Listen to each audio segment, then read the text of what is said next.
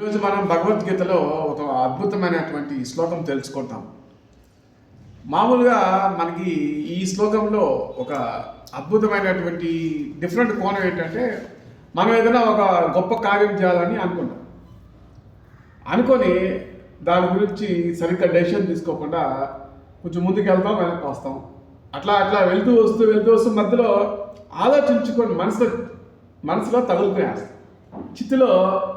చింతల్లో చిగులకపోతాం. చేస్తే ఏమవుతుంది, చేయకపోతే ఏమవుతుంది, చేస్తే ఏమవుతుంది, ఇదే తగులుకుంటుంది. సో ఈ శ్లోకంలో మన శ్రీకృష్ణుడు వారు ఎంత అద్భుతంగా చెప్తారంటే, హతావో ప్రాప్స్యసి స్వర్గం జిత్వావా భోక్షసే మహి తస్మాత్ ఉత్తిష్ట కౌంతేయ యుద్ధాయ కృత నిశ్చయ. హతావో ప్రాప్స్యసి స్వర్గం జిత్వావా భోక్షసే మహి తస్మాత్ ఉత్తిష్ట కౌంతేయ యుద్ధాయ కృత నిశ్చయ. ఇప్పుడు యుద్ధరంగంలో చనిపోయినావనుకో పైకి పోతావు, వీరస్వర్గం.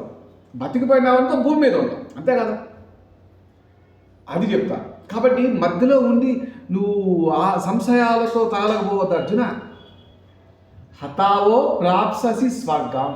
నువ్వు యుద్ధరంగంలో కానీ చనిపోతే ప్రతి రాజుకి, ప్రతి యుద్ధరంగంలో యుద్ధం చేసిన ప్రతి వీరుడికి వీరస్వర్గం ఉంటుంది. ఆ వీరస్వర్గంలో స్వర్గానికి సంబంధించిన భోగభాగ్యాలు ఉంటాయి. బతికిపోయినావా నువ్వు రాజువి. భోక్షసే మహీం. మహీం అంటే భూమి, మహి అంటే భూమి. దీనికి నువ్వు అనుభవిస్తావు. చూడు ఎంత బాగా.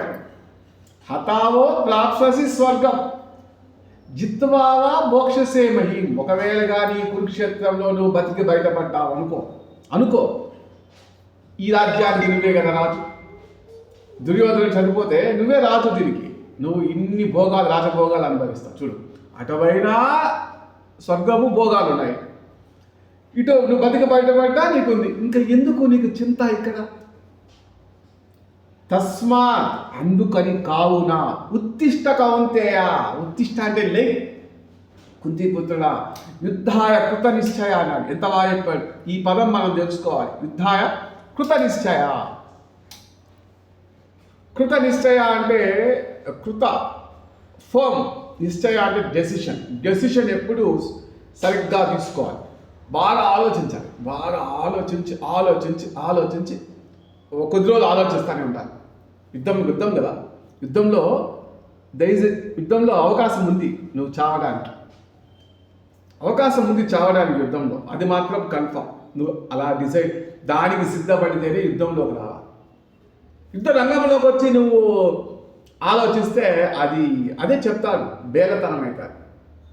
క్లైబ్యం మాస్మర మహాపార్థ అంటారు, నపుంసకత్వం అవుతారు, నీ నైతిక ధర్మం కాదంటారు. సో ఇక్కడ మనం తెలుసుకోవాల్సింది క్లుప్తంగా ఈ శ్లోకంలో ఏంటంటే,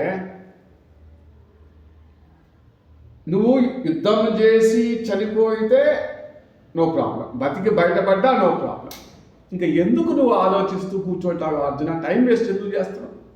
తస్మాత్ లే, వెంటనే లే, ఉత్తిష్ట లే, కౌంతే లే, దో కమ్ డూ యువర్ వర్క్. నీ పని నువ్వు చెయ్యి, నీ ధర్మం నువ్వు చెయ్యి. ఆలోచించే కదా యుద్ధానికి వచ్చినాం మనం. కురుక్షేత్రంలో ఉన్నాం ఈరోజు. చూడు, కురుక్షేత్రంలో ఉన్నాం. నువ్వే కదా యుద్ధం చేద్దాం కృష్ణ అంటే వచ్చినాం.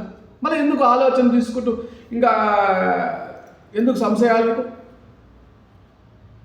దట్స్ వాట్ భగవద్గీత అనేది మనకి ఈ జీవితంలో కూడా మనం కూడా ఎన్నో లోక కళ్యాణాలు చేయాలనుకున్నప్పుడు కురుక్షేత్రమే.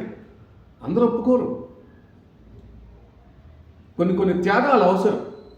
లోక కళ్యాణార్థం చేయాలని త్యాగాలు అవసరం. మనసును చక్కగా మనం ఏం డెసిషన్ తీసుకున్నామనే దాని మీద స్టిక్ ఆన్ అయిపోవాలి.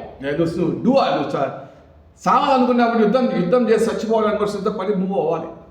నేను యుద్ధం చేస్తా బతుకుతానంటే అది కాని పని. నువ్వు చావుకు సైతం సిద్ధపడితేనే యుద్ధం.